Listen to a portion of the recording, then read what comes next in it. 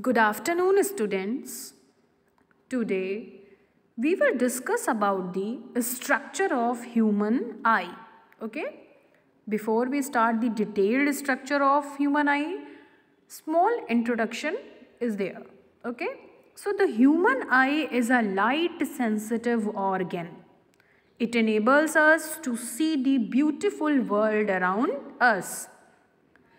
The eyelids, see this picture, here it is written, labeled, that is eyelids. Okay, the eyelids act as the shutter of the eyes. Shutter, see, this is eyelid, now it is closed, means we open or close, we blink our eyes, that is which part? Eyelids. So they act as a shutter of the eyes and protect us from shocks, injuries and bright light. Now after that, when we look at our eye in the mirror, we see that outside the eye has an eyeball. See this structure, gray structure. Okay, this is what eyeball, matlab from front. Okay, from when we look at the mirror, what we observe in our eyes, that there is a ball like a structure, eyeball. Okay, it is a white plate all around it. Inside, see the next to the ball, white portion is there, that is what white plate all around it. Our eyeball is like a spherical ball and it has a diameter of approx 2.5 centimeter. Okay, 2.5 centimeter. Now come to the structure of human eye. Now see, this is the structure of human eye. Now, the outer part of the eye is composed of 3 layers of tissues named sclera, choroid and retina. See, here it is written in this picture, sclera, choroid and retina. Okay.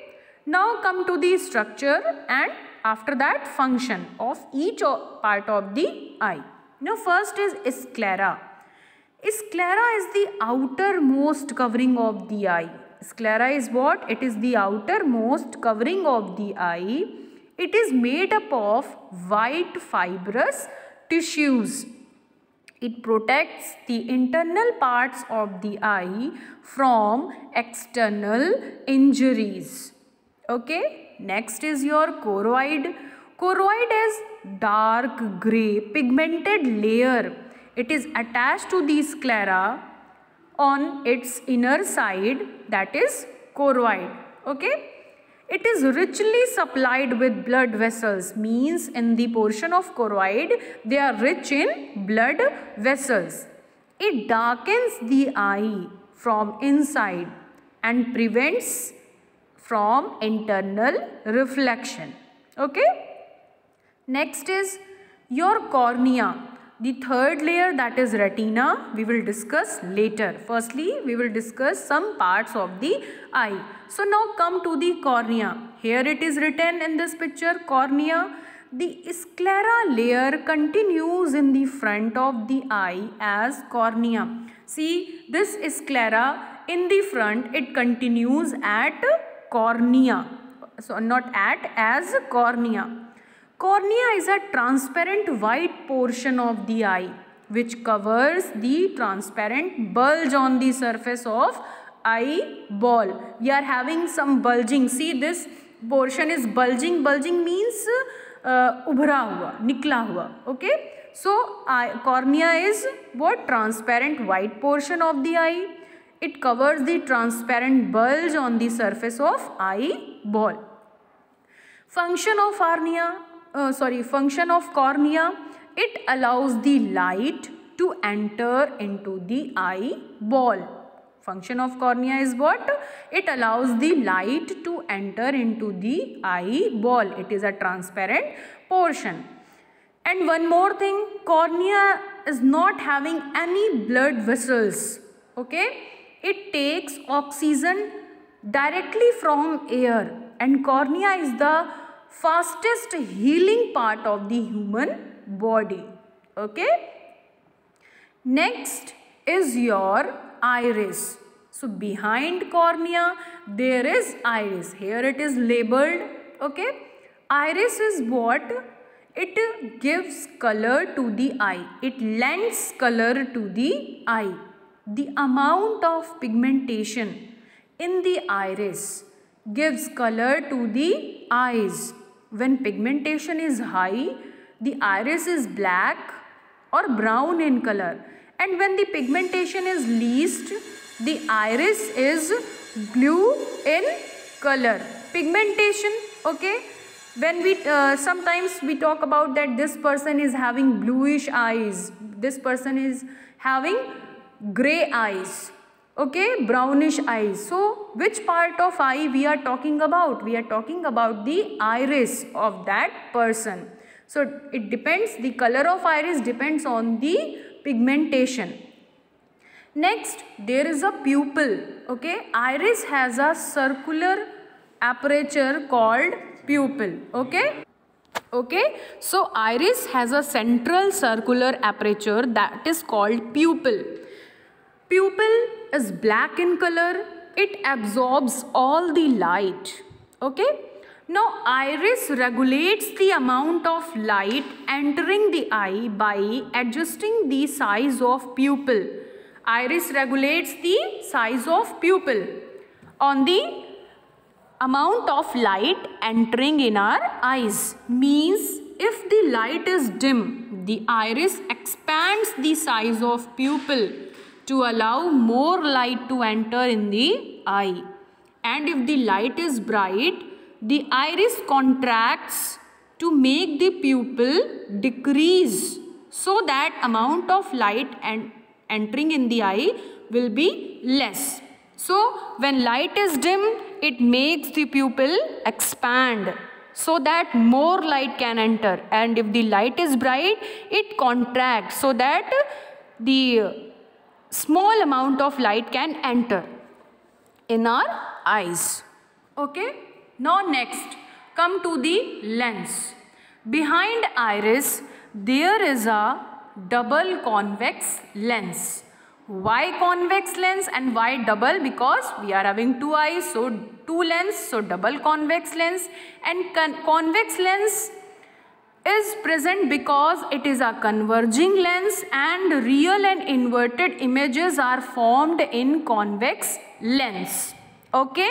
So after that there is a ciliary muscles. See, ciliary muscles is holding the lens. So ciliary muscles, the function of ciliary muscles means they hold the eye lens in proper place. Okay.